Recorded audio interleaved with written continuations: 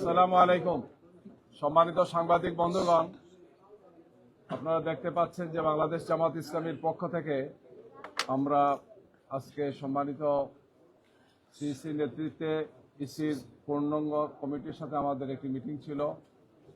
এই মিটিংয়ে আমাদের সম্মানিত সেক্রেটারি জেনারেল জনাব মিয়া গোলাম পরোয়ার সাহেবের নেতৃত্বে আমরা 6 জন এসেছিলাম।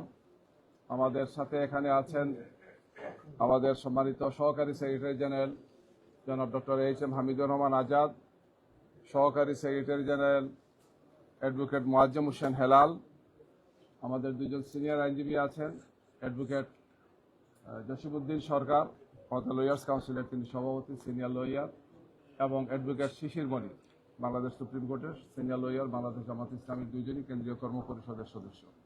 আমি আপনাদের পরিবারের সদস্য এহসানুল মাহমুদ জুবায়ের। সম্মানিত সাংবাদিক বন্ধুগণ, আজকে অত্যন্ত গুরুত্বপূর্ণ কয়েকটি বিষয় আমরা ইসির সাথে আলোচনা করেছি। আমরা গতকালকে সময় চেয়েছিলাম, তারা আমাদেরকে সময় দিয়েছেন। যা বিশেষ করে আগামী স্থানীয় সরকার নির্বাচন সহ কয়েকটি বিষয় আলোচনা হয়েছে। সেই সমস্ত বিষয় আমাদের সম্মানিত সেক্রেটারি জেনারেল আপনাদেরকে অবহিত করবেন। আমরা যে বিষয়গুলো এখানে কথা বলেছি আমি ইতিমধ্যে গ্রুপেও দিয়েছি, আপনারা হয়তো পেয়েছেন। যে লিখিত একটা বক্তব্য আমাদের আছে সেটি আমি গ্রুপে দিয়েছি, যারা পান নাই তারা আমাদের কাছে সংগ্রহ করে নেবেন। তো আমি আমাদের সম্মানিত সেক্রেটারি জেনারেল জনাব মিয়া গোলাম পরোয়ারকে অনুরোধ করছি সম্মানিত সাংবাদিক বন্ধুদের সামনে ইসির সাথে আমাদের মিটিংয়ে যে বিষয়গুলো আলোচনা আছে তিনি সেটা আপনাদের সামনে ব্রিফ করবেন। সম্মানিত মিয়া গোলাম পরোয়ার। আসসালামু আলাইকুম ওয়া রাহমাতুল্লাহি ওয়া বারাকাতুহু। আলহামদুলিল্লাহি রাব্বিল আলামিন, সালাতু ওয়াসসালামু আলা সাইয়্যিদিল মুরসালিন ওয়া আলা আলিহি ওয়া সাহবিহি আজমাইন। সম্মানিত আজকে ইলেকশন কমিশন ভবনে উপস্থিত কমিশনের সঙ্গে আমাদের বৈঠক শেষে আমাদের সম্মানিত জামাত নেতৃবৃন্দ, প্রিয় সাংবাদিক বন্ধুগণ এবং সম্মানিত দেশবাসী ভাই ও বোনেরা, আপনারা ইতিমধ্যেই জেনেছেন যে আমরা আজকে এই 6 সদস্যের একটা ডেলিগেশন প্রধান নির্বাচন কমিশনার সহ নির্বাচন কমিশনের সঙ্গে আগামী স্থানীয় সরকার নির্বাচনকে সুষ্ঠু, নিরপেক্ষ, স্বচ্ছ, গ্রহণযোগ্য করবার প্রয়োজনে কতিপয় গুরুত্বপূর্ণ বিষয় নিয়ে সরাসরি মত বিনিময়ের জন্য আমরা এখানে আজকে উপস্থিত হয়েছিলাম। ডেলিগেশনের সদস্যদের নাম আপনারা ইতিমধ্যেই জানতে পেরেছেন, আমি রিপিট করছি না। আমরা নির্বাচন কমিশনের পক্ষ থেকে একটা চিঠি পেয়েছিলাম 1 মাস আগে যে সম্ভাব্য স্থানীয় সরকার নির্বাচনের নিরপেক্ষতা এবং সুষ্ঠু নির্বাচন করার জন্য ওনারা কিছু নীতিমালা, কিছু সুপারিশ, রিকমেন্ডেশন করবেন। সে ব্যাপারে রাজনৈতিক দল হিসেবে আমাদের মতামত ওনারা চেয়েছিলেন। গত 30শে জুন আমরা একটা লিখিত মতামত দিয়েছিলাম, সেখানে 7টি প্রস্তাব, পরামর্শ আমাদের সেখানে ছিল। আজকে প্রায় 1 মাস পর, আজকে 29শে জুলাই, আমরা সরাসরি এসেছি আরো 2টো নতুন প্রস্তাব নিয়ে। স্পেশালি একটা চিঠি আমরা চিফ ইলেকশন কমিশনারকে দিয়েছি, তার সঙ্গে আগের দিনের 7টি প্রস্তাব যুক্ত করে এই 9টি প্রস্তাবের উপরই আমাদের আজকে মোটামুটি আলোচনা হয়েছে। আগের দিনে আমরা যে চিঠি দিয়েছিলাম, গণমাধ্যম কর্মীরা সে চিঠি ইলেকশন অফিস থেকে পেয়েছেন, সেটা নিয়ে আপনারা অনেকেই নিউজ করেছেন, আমাদের সঙ্গে অনেকে টেলিফোনে সেসব বিষয়ে ব্যাখ্যা বিশ্লেষণ আপনারা চেয়েছেন। আজকে প্রধানত 4টি গুরুত্বপূর্ণ বিষয় আমরা আলোচনায় নিয়ে এসেছি। তার মধ্যে প্রধান এবং খুবই গুরুত্বপূর্ণ বিষয় হলো, একেবারে অতি সম্প্রতি 2-1 দিনে সরকারের একজন রাজনৈতিকভাবে পরিচিত পলিটিক্যাল ফিগারকে নির্বাচন কমিশন সচিবালয়ের অতিরিক্ত সচিব, এডিশনাল সেক্রেটারি হিসেবে জনাব শামসুল আলমকে নিয়োগ দেওয়া হয়েছে। আমরা এটার তীব্র নিন্দা করেছি, তার নিয়োগ বাতিল করার দাবি জানিয়েছি গতকাল দলের পক্ষ থেকে সংবাদ সম্মেলনের মাধ্যমে। আজকের চিঠিতে যে 2টি গুরুত্বপূর্ণ বিষয়, তার এটা অন্যতম গুরুত্বপূর্ণ বিষয়। আমরা বলেছি বাংলাদেশের সংবিধান অনুযায়ী এটা একটা সাংবিধানিক প্রতিষ্ঠান। ইলেকশন কমিশন একটা কনস্টিটিউশনাল বডি। এখানে কোনো পলিটিক্যাল ব্যক্তির নিয়োগ যে কোনো নির্বাচনকে নিরপেক্ষ করার ব্যাপারে অন্তরা এবং বাধা।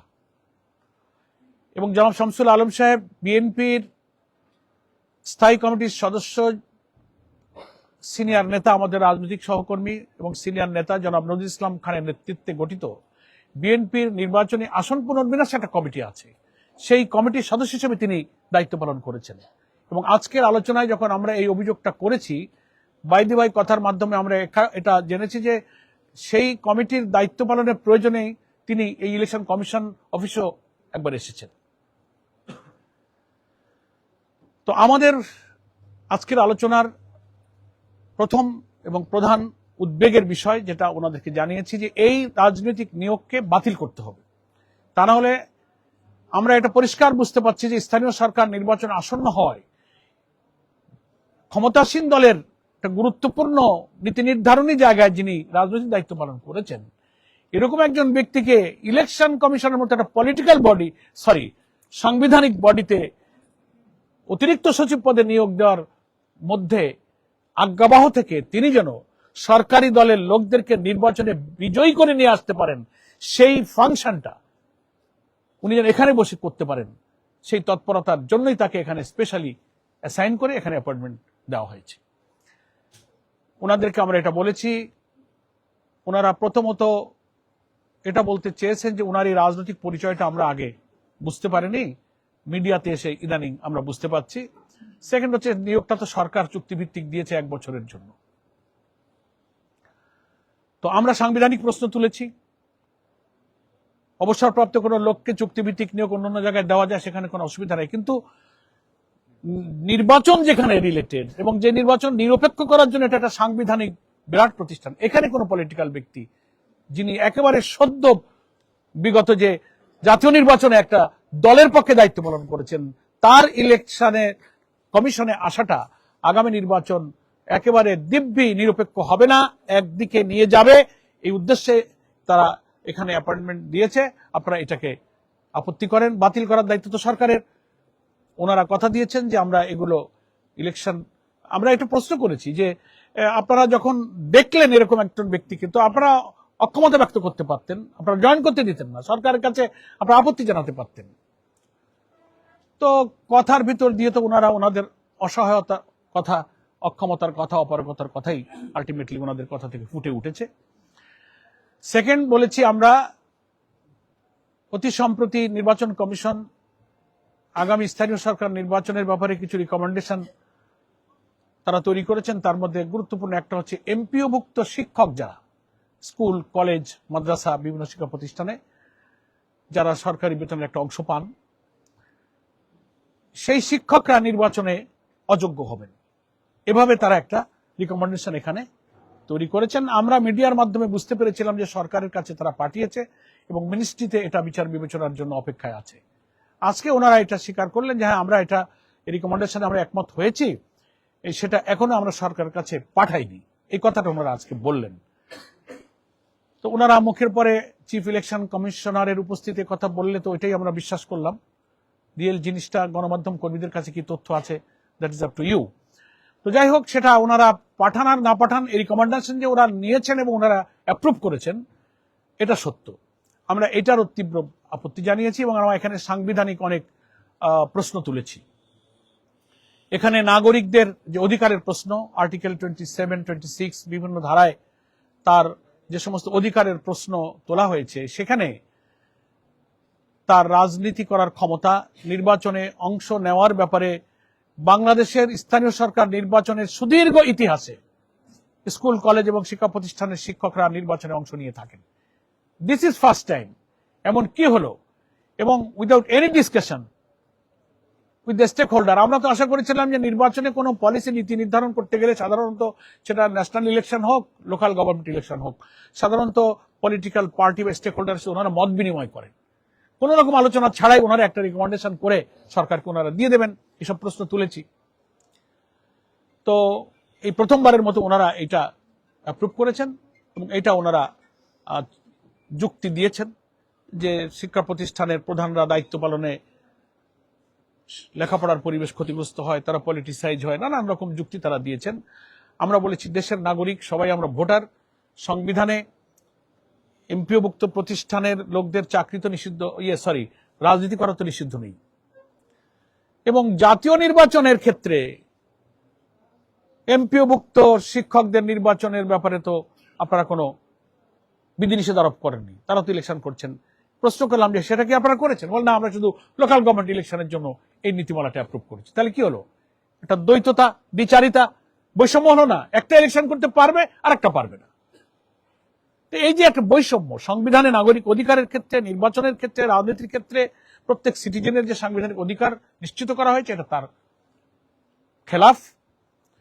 আপনারা এটা রিভিউ করেন, আপনারা নির্বাচন কমিশনের মিটিংয়ে এটা পুনরায় বিবেচনা করে এটাকে আপনারা বাতিল করেন, সরকারের কাছে আপনারা এটা বলতে পারেন। এই সব বিষয়গুলো তুলেছি। তো একটা হলো শামসুল আলম সাহেবের নিয়োগ বাতিল, দুই হলো এমপিওভুক্ত নির্বাচনের জন্য শিক্ষকদেরকে অযোগ্যতা ঘোষণা করার যে বিধান করা হচ্ছে, এটাকে বাতিল করে যা পূর্বের বিধান ছিল সেটাকে বহাল করতে হবে। হ্যাঁ, আর ওনারা বলছেন যে আমরা এটা ইসির মিটিং এ আপনাদের এই চিঠি নিয়ে আমরা আলোচনা করব, নিজেদের মধ্যে আমরা রিভিউ রিথিং কি করা যায় এটা বিবেচনা করবেন বলে ওনারা আমাদেরকে আশ্বস্ত করেছেন। আর আগের দিনের দেওয়া 30শে জুনের চিঠির দুইটা ইম্পর্টেন্ট বিষয় নিয়ে আমরা কথা তুলেছি। সেটা হচ্ছে যে আমাদের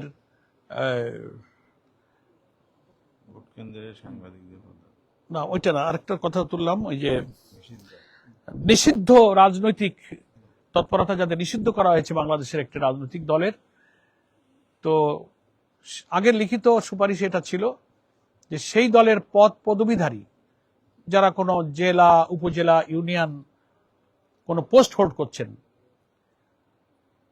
তো যে দলের রাজনীতি করাটা সন্ত্রাস বিরোধী আইন দ্বারা সরকারের নির্বাহী আদেশে নিষিদ্ধ করা হয়েছে, তো রাজনীতি তো মানুষই করে, রাজনীতি আর অন্যরা কেউ এসে করে না। তো যে ব্যক্তি রাজনৈতিক দলের কোনো পোর্টফোলিও, কোনো পোস্ট হোল্ড করবেন, তিনি যদি কোনো রাজনৈতিক দলের নেতৃত্বে থাকা অবস্থায় কোনো নির্বাচনে অংশ নেন, that is on kind of election politics, that is on kind of politics. তো কথা হচ্ছে রাজনীতির নিষিদ্ধ থাকলে ব্যক্তি যেহেতু রাজনীতি করে, ব্যক্তির নির্বাচন করাটাও একটা রাজনীতি। ফলে পদ পদবীধারী নিষিদ্ধ দলের কোন ব্যক্তির নির্বাচনে অংশগ্রহণকেও অযোগ্য এবং নিষিদ্ধ করতে হবে। তার অর্থাৎ আরেকটা পয়েন্ট বলেছি যে এই সরকার, বর্তমান সরকার ক্ষমতায় এসে তারা সিটি কর্পোরেশন, তারপরে জেলা পরিষদ, বিভিন্ন উন্নয়ন কর্তৃপক্ষ, গুরুত্বপূর্ণ বিধিবদ্ধ স্বায়ত্তশাসিত সংস্থায় তারা পলিটিক্যাল অ্যাপয়েন্টমেন্ট দিয়েছেন। এদের উদ্দেশ্য পরিষ্কার বোঝা যায় যে তিনি এখানে নিয়োগ দিয়েছেন যে তিনি ওখানে দায়িত্ব পালন করবেন, সামনে যখন স্থানীয় সরকার নির্বাচন আসবেন তিনি এই নির্বাচন পর্যন্ত সিটি কর্পোরেশনের, জেলা পরিষদের বা বিভিন্ন গুরুত্বপূর্ণ পদের সুযোগকে, ক্যাপাসিটিকে, সামর্থ্যকে কাজে লাগিয়ে পাবলিককে সার্ভ করবেন। ঠিকাদারি, ব্যবসা বাণিজ্য, কন্ট্রাক্টরি, নানান চ্যারিটি ওয়ার্ক করে তিনি জনপ্রিয়তা নেবেন এবং নির্বাচনে তিনি আবার প্রার্থী হবেন। আমরা এটা আপত্তি করেছি যে তাদেরকে নির্বাচনে অযোগ্য করতে হবে, কারণ এরকম স্থানীয় সরকারের পদে থেকে 2-5-10 মাস সার্ভ করে সাথে সাথে ইলেকশনে ক্যান্ডিডেট হওয়া মানেই হচ্ছে যে এই নির্বাচনকে নিরপেক্ষ হতে দেওয়া হলো না, দলীয়করণের জন্য তাকে এখানে নিয়োগটা দেওয়া হয়েছিল এবং নির্বাচন একেবারে দিব্যি এটা একটা দলীয় নির্বাচন হবে, পক্ষপাতিত্ব হবে, এটা নিরপেক্ষ হবে না, স্বচ্ছ হবে না। আমরা এই সমস্ত পদে যাদেরকে রাজনৈতিকভাবে নিয়োগ করা হয়েছে তাদেরকেও নির্বাচনে অযোগ্য ঘোষণা করার দাবি জানিয়েছি। এবং মন্ত্রীদের ওখানে আমরা লিখিত দিয়েছি, এমপি মন্ত্রীরা নির্বাচনী এই সমস্ত তৎপরতায় অংশ নিতে পারবে না, সেটা একটা পলিটিক্যাল অ্যাক্টিভিটির মধ্যে পড়ে। যেহেতু এবারের স্থানীয় সরকার নির্বাচনটা অরাজনৈতিক হবে, দলীয় প্রতীক হবে না বলা হচ্ছে, তো তাহলে যারা পার্লামেন্টে আছেন, যারা মিনিস্ট্রিতে আছেন, তারা যদি কোনো প্রার্থীর পক্ষে গিয়ে মিটিং করেন, বক্তব্য দেন, সেটা একটা রাজনৈতিক তৎপরতা হিসেবে বিবেচ্য হবে। এগুলোর ব্যাপারে কঠোর নিষেধাজ্ঞা জারি করা এবং রাজনৈতিক পদে অধিষ্ঠিত বা নিয়োগ পাওয়া ব্যক্তিরা যেন নির্বাচনে অংশ নিতে না পারেন তাদেরকে অযোগ্য ঘোষণা করতে আমরা বলেছি। তারপরে আমরা আরো দৃষ্টি আকর্ষণ করেছি ওনাদেরকে যে ইলেকশনের কমিশনের দায়িত্বই হলো নির্বাচনের তারিখ ঘোষণা করা কবে হবে। তো দেখা যাচ্ছে যে আপনারা কিছু বলেন না, সরকারের মন্ত্রীরা বলেন, কেউ বলেন এবছরের শেষে হবে, কেউ বলেন সেপ্টেম্বরে, কেউ বলে ফেব্রুয়ারিতে, জানুয়ারিতে। What is it? তো ওনারা এটা আমাদের এই অবজেকশনটাকে মেনে নিলেন, বলে আমরা কি করব বললে আপনারা মানবেন না, আপনারা ওনাদের দৃষ্টি আকর্ষণ করবেন। It is not your duty, এটা ইলেকশন কমিশনের দায়িত্ব। তো এটা একটা ভুলের মধ্যে ওনারা আছেন। সরকার নির্বাচনের রাজনৈতিক পরিবেশ থাকলে পলিটিক্যাল পার্টি গভর্নমেন্ট নির্বাচন হবে কি হবে না এটা একটা রাজনৈতিক সিদ্ধান্তের প্রশ্ন, কিন্তু কখন হবে তফসিলটা, শিডিউলগুলো, তারিখগুলো এটা ঘোষণার দায়িত্ব হচ্ছে নির্বাচন কমিশনের। আমাদের ক্ষমতাসীন দলের মন্ত্রী মিনিস্টাররা এক এক সময় তারিখও ঘোষণা করে দিচ্ছেন, তাও আবার একরকম বলেন না।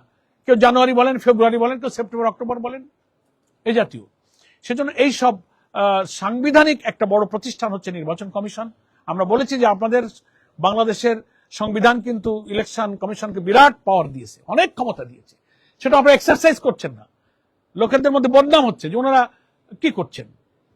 এবং আজকে প্রসঙ্গক্রমে আমাদের ডেলিগেশনের পক্ষ থেকে এই প্রশ্ন তোলা হয়েছে, কোর্টের চট্টগ্রামের ওই যে ফটিকছড়ি সরোয়ার আলম, তার ব্যাপারে আলমগীর, তার ব্যাপারে কোর্ট রায় দিল, মানে সকালে রায় হয়ে পড়লো, জাজমেন্টে অর্ডার হয়ে পারলো না, 2-4 ঘন্টার মধ্যে এখান থেকে গেজেট জারি হয়ে শপথ হয়ে গেল। অর্ডার সিগনেচার হয়নি জাস্টিসের, এখান থেকে এত দ্রুত কি করে হলো? তাহলে পলিটিক্যালি আপনারা ডিস্ট্রাক্টেড ছিলেন, প্রেসারের মুখে আপনারা 2-4 ঘন্টার মধ্যে স্বাক্ষর করা আদেশ আসার পর্যন্ত অপেক্ষা করেননি, আপনারা একটা গেজেট জারি করে দিয়ে শপথের ব্যবস্থা করে দিলেন, পলিটিক্যাল প্রেসারে ছিলেন। তো ওনাদের কথাবার্তায় তো আর ওই ভাষায় তো আর স্বীকার করবেন না, বডি ল্যাঙ্গুয়েজে বোঝা যায় যে তারা আন্ডার প্রেসারে এটা করতে বাধ্য হয়েছে। তো জাস্ট এই সমস্ত বিষয়গুলো, হ্যাঁ, এগুলো খুবই অস্বাভাবিক।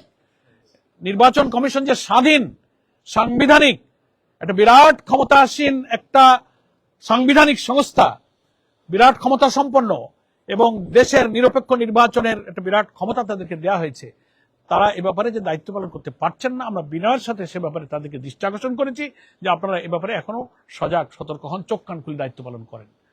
সরকার আর ইলেকশন কমিশনের মধ্যে পৃথক সত্তা আছে, পৃথক রাজনৈতিক সাংবিধানিক ক্ষমতা এবং অধিকার আছে, সেটা আপনারা এক্সারসাইজ করেন। এইসব বিষয়গুলো মোটামুটি আমরা আজকে আলোচনা করেছি। আপনাদের সকলকে আপনাদের ধন্যবাদ। আর পেপারস, যেগুলো পেপারস দিয়েছি সেগুলোর কপি এখানে আছে, আপনারা ওগুলো কপি নিতে পারবেন আর কি। না, এটা কোনো আলোচনার বিষয়বস্তু ছিল না, এর কোনো আলোচনা হয়নি। আমরা বহিষ্কার করেছি। পদত্যাগের বিষয় তো সে ব্যক্তির, ইলেকশন কমিশন স্পিকার এবং সেই ব্যক্তি, এগুলো তাদের, এটা দলের বিষয় না। যেহেতু তিনি দল থেকে বহিষ্কৃত, তাই বহিষ্কৃতের অর্থ হলো তিনি আমাদের দলে নাই, তাকে তো আর আমরা আর কোনো ইনস্ট্রাকশন দিতে পারি না। না না, আমাদের পদত্যাগের চেয়ে বহিষ্কারই আমাদের বড় সিদ্ধান্ত। আমাদের দলের সংবিধানের আর্টিকেল 62 অনুযায়ী একটা ব্যক্তির কোন অপরাধ তদন্তে প্রমাণিত হলে সর্বোচ্চ শাস্তি হচ্ছে দল থেকে বহিষ্কার, এবং সেটা আমরা মিডিয়া করেছি, পাবলিক করেছি। এর উপরে আর কিছু বলার থাকবে না।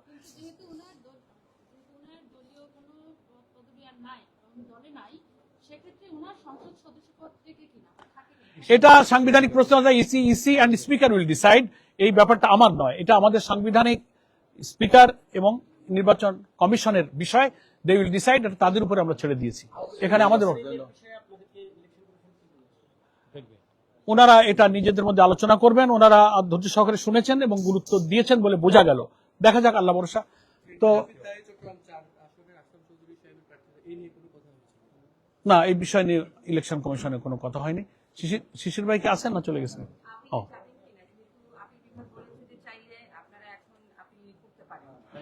না, ওইটা আমাদের লয়ার সাথে আমরা কথা না বলে এক্ষুনি এ ব্যাপারে আমরা কিছু কথা বলতে পারছি না। তো আজকে যেহেতু এই কোনো বিশেষ স্পেসিফিক আসনটা আমাদের আলোচনার সাবজেক্ট ম্যাটার ছিল না, তো আপনাদের স্থানীয় সরকারটাই আমাদের আজকের ইলেকশন কমিশনের ডেপুটেশনের ডেলিগেশনের উদ্দেশ্য ছিল। সে ব্যাপারে আপনাদেরকে আমরা ব্রিফ করেছি। আপনাদের সকলকে ধন্যবাদ। নির্বাচনের সময়সীমা নিয়ে বলেছেন কিনা? না, এই ব্যাপারে কিংবা সিটি কর্পোরেশন কোর্টে আগে পরে না, এই নিয়ে আমাদের কোনো আলোচনা হয়নি। চট্টগ্রাম যশোর 4 আসনেও দেখেছেন যে গতকালকেও একটা ঝামেলা শুরু হয়েছে, আবার 7/4 সংসদ সদস্য, এতে করে আপনারা একটু সমালোচনা করছেন কিনা বা চাপে আছেন কিনা, চাপে আছে কিনা? ভাই শোনো, কোন চাপ নাই। একটা কথা হচ্ছে যে যন্ত্র তো একটা সবার হাতে আছে, এক লাইন লিখে চাপ দিলেই তো চলে যায় দুনিয়ায়। এটা এখন পত্রপত্রিকার তো একটা এডিটোরিয়াল পলিসি থাকে, কিন্তু ফেসবুক সোশ্যাল মিডিয়ার কোনো এডিটোরিয়াল পলিসি নাই। আমার মনে যা আসলো লিখে দিলাম, রং আর রাইট ভিন্ন ব্যাপার। এখন যশোর 4-এ আমাদের মাননীয় সদস্য অত্যন্ত সহজ সরল ভালো মানুষ, তার একটা মেয়ে দীর্ঘদিন ধরে অসুস্থ। আমি নিজে ব্যক্তিগতভাবে জানি, অন্তত 15-20 বছর ধরে আমি যশোর যাতায়াত করি, আমার বাড়ি খুলনায়।